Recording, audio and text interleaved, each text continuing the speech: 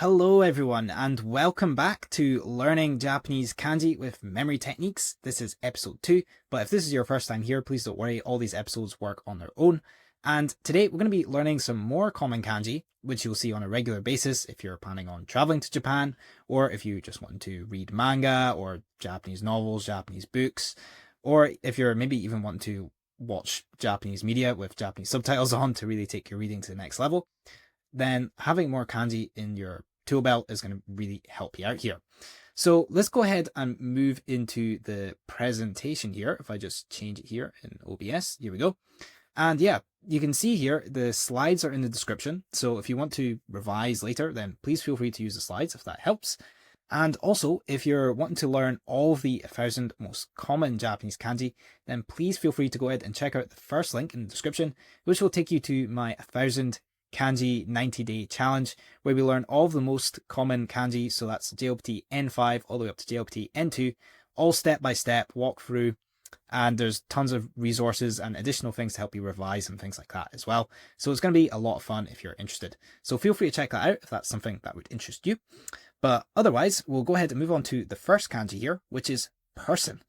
So straight away, you can maybe see how it kind of resembles a person here, but you know, my brain just goes and thinks it's just a person with no arms or head. And I guess that's kind of what it looks like. And on its own, it's just hito, which means person. So sometimes you'll hear in Japanese, otoko no hito or onna no hito, which is just like saying a man or a woman. And you can also see on the right here, we have another word here, which is jinko, which is combining the kanji for person here with the kanji for mouth to make population. And yeah, those are some example words. And I like to just think of it as it's just a person with no arms or head. But if you do want to think of it as just a normal person, then you could just imagine these kind of arms and head here to help you remember it. So hopefully that helps. And there's a couple of similar looking kanji to look out for here.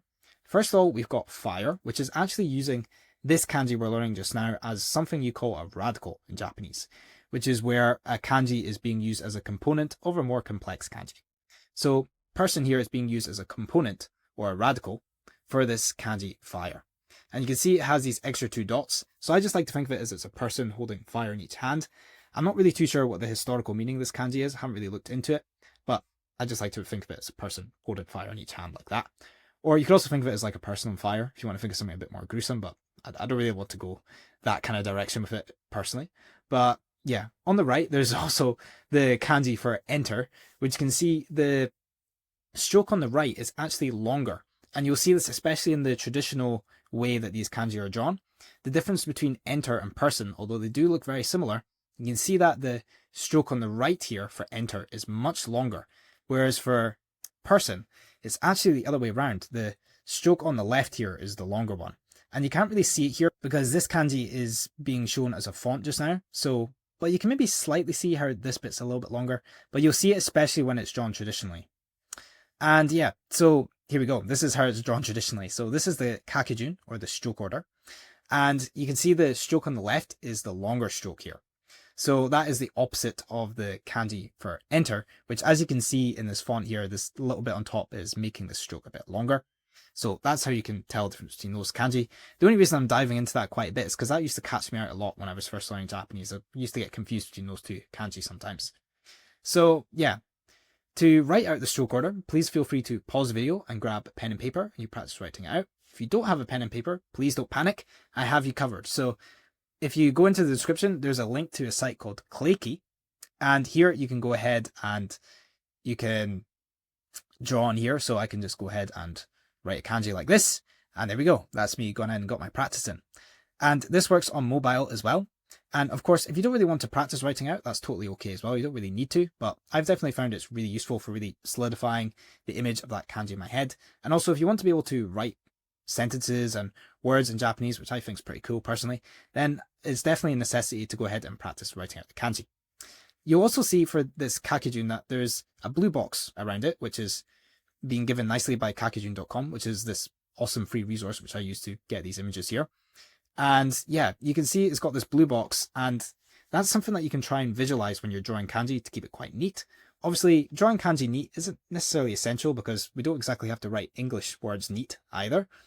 But it definitely looks a lot nicer. And if you're wanting to really work on your kanji, it can definitely be beneficial to try keep it nice and neat. So we'll go ahead now and pause the video, and this time we'll try practice it from memory. So feel free to turn over your page if you're doing pen and paper, or if you come to clicky here, in the top right hand corner, you will see there's just a white sheet of paper, and if you hover over it, it just says new, and you can click that and it'll create a brand new document for you. And once we've gone ahead and done that, we'll go ahead and move on to the next one here, which is change. So straight away, you might be thinking this is quite a complex looking kanji, but we actually already know half of it already. This bit on the left here is actually the kanji for person, but as it's being used as a radical here, it's kind of squished in a bit. So you can see how, oh yeah, okay, I can kind of see how the kanji is the same. It's just like a squashed version of it. And this radical on the right here actually means spoon, so that's quite interesting. And I'll show you how we put person and spoon together to come up with a memorable analogy to remember change. So at the bottom here, we've got a couple of common words. This is a really common one here, which is bunka. So for example, if you want to say Japanese culture, you could say Nihon no bunka. Or if you wanted to say British culture, you could say Igirisu no bunka, or something like that. Or I'm from Scotland, which is a part of the UK, then I could just say Scotland no bunka, or something like that. So yeah, there's also kagaku, which is chemistry. And if any of you remember chemistry from high school or anything like that, you probably remember how they called it the study of change. So that's literally what it means in Japanese. It means change study or change learn. So kagaku, which is pretty interesting. So yeah, those are some example words. And yeah, as I mentioned, this first radical here is person. And so it's a slightly different way of writing person compared to how we have at the start here, where it looks more like this. Now it looks more like this. So it's more of a simplified, squished in version. And how I like to remember it is I do this sport called judo, and I just think it looks a bit like a takedown in judo called an uchimata, which just means an inner thigh throw in Japanese. And yeah, I just think of it as it's like a person balancing on one leg like this. So that's how I like to remember it. But you can just think of it as a person balancing on one leg, because it kind of looks a bit like that, right? You can imagine this is the leg here, and then that's the person balancing. And yeah, then the second one here is spoon, which is kind of got this hook shape. So I kind of think of it as like a scoop. So I just think of it as a kind of scoop shape. You could also think of it as how it looks very similar to the kanji for 7. If any of you are familiar, if you're not, don't worry, but it does look a lot like the kanji for 7. So maybe you could think of like 7 spoons or something like that to try and remember it. And here's the amazing memorable analogy which I've come up with for you guys. And it's just a person has poured all these ingredients into a bowl, and then they're stirring it together with a spoon. So why a person putting ingredients into a bowl? Well, the first component of this kanji is person. And then why are they stirring it with a spoon? Because the second component is spoon. So they're using a spoon to change the ingredients into a nice batter here. So that's how I like to think of it. All right, now let's go ahead and practice writing out this kanji. So feel free to pause the video and practice writing it out. Also, one thing to remember for kakijun or stroke order is that we work one component at a time. So you'll notice we start off by doing the component for person, and then we'll go ahead and do the component or radical for spoon afterwards. So once you've gone ahead and practiced writing that out a few times on pen and paper or on clicky, we'll go ahead and move on to the next page here, where we'll go ahead and we'll try write out from memory. So best of luck, and then we'll go ahead and move on to the next kanji, which is big. So you can see this one looks a little bit similar to person. It's just got a line here in the middle. So how I like to think of it personally is just a person with their arms stretched out like this, and they're just really big person taking up loads of room like this. So that's how I like to remember it, and hopefully that sticks in your brain as well. And a couple of common words here. First of all, we've got oki, which just means big, and that's an adjective, so you can use that to describe things. And then on the right here, we've got this word, which is daigaku, which literally means like big school. So it's like the biggest school in Japan is university or college, right? As daigaku also means college. And so this gaku part, this second kanji, just means study or learn, and is used a lot in words related to school. So that's a couple of common words there. And here are some opposites. So obviously the opposite of big is small, and it's just this kanji here, which looks like a bit like an arrow. If you followed along with the last video, you'll be familiar with that already. And yeah, we'll go ahead and move on to the memorable analogy. I just like to think of it as it's a big person stretching out their arms like this, taking up loads of space. And they'll be a lot bigger than a usual person as well. So the kanji for a person's like, wow, you're huge, man. So yeah, that's how I like to think of it. And yeah, let's go ahead and pause the video and practice writing it out. So remember, we're just working one stroke at a time, and feel free to write that out on pen and paper, or you can use Clicky, or if you just want to skip it, that's fine as well. Just briefly familiarize yourself with it. And yeah, we'll now go ahead and pause the video and practice writing out from memory if you're following along with the writing. And then we'll move on to the next page, which is dog. So this one, you can see, it looks very similar to big, but some of you eagle-eye viewers will see that there's a dot on top, and that's what makes it different from the kanji for big. So if I used to remove this dot, it would just be big, but when I add this dot, it becomes the kanji for dog. So on its own, it's inu, which means dog. And if you put the kanji for child in front of inu, it becomes ko-inu, which just means puppy. So it literally means child dog, so puppy. And if we move on to the next page here, yeah, so the first component here is big. And we like to just think of this as a person with their arms stretched out like this, so they take loads of room. It's a really big person because it looks a bit like the kanji for person, just with a line through it. So I like to think that line is like arms, right? And then the second radical or second component is dot. So it's just a dot, right? And so how I like to think of it is I just think of that dot on top as like a wagging tail. So really like visualize it in your mind. Imagine the big kanji here, and then there's a dot on top, which is like a wagging tail. Maybe imagine it wagging with a lot of energy, or maybe the kanji is barking in your mind. So really engaging all of those senses there in your imagination to really help it stick in your brain can be really useful here. And yeah, we'll go ahead and now practice writing out. So very similar stroke order to the kanji for big. It's just working on that big kanji first, and then we add the dot on top. The reason for that is because we work with one component at a time in stroke order. So we're going to do the component for big first, which is all one shape. And then we've got this second component here, which is the dot. And now we'll go ahead and pause the video and practice writing it from memory. So best of luck. Then we'll go ahead and move on to the next one, which is thick, or it can also mean fat as well. And this is just the kanji for big. And then this time there's a dot underneath. So this one is a little bit more intuitive than one for dog, because thick or fat is quite associated with the word big in English as well. So that's kind of a little bit of an easier one to remember. A couple of common words. First of all, we got the I adjective or E adjective, which is futoi, which is thick. And then we've also got the word taiyo, which is sun. So you can maybe think of it as like a really fat sun or something like that, right? So whatever you need to remember it. And yeah, it's made up of these two components. First of all, big. And we just remember that person stretching out their arms like this. Why a person? Because this part here looks a bit like the kanji for person. And why stretching their arms out? Because this stroke here looks like a person stretching their arms out. And then the second component here is dot, and we just remember that as dot. And so now we'll go ahead and we'll practice writing this one out. So feel free to pause the video and practice writing this one out a few times. So remember, one component at a time. So we'll do the big kanji part first, and then you can do the dot underneath. So some of you might be thinking, well, how can we try and remember the difference between dog and fat? And to be honest, I usually think the best thing is just to try and use that analogy for dog we had earlier. So remember how if the dot is on the top right hand corner, we could just think of it as like a wagging tail. But if it's a dot underneath, we're just going to remember, oh, it's the other one. So that's fat or thick. So yeah, those are two to keep in mind. Just keep in mind that the dot positioning is important in these kanji. And if the dot is on the top right, it's dog. But if it's on the bottom, it is fat or thick.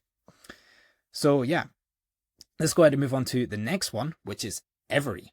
And you can see right away, this looks like something a little bit different from anything we've been learning so far.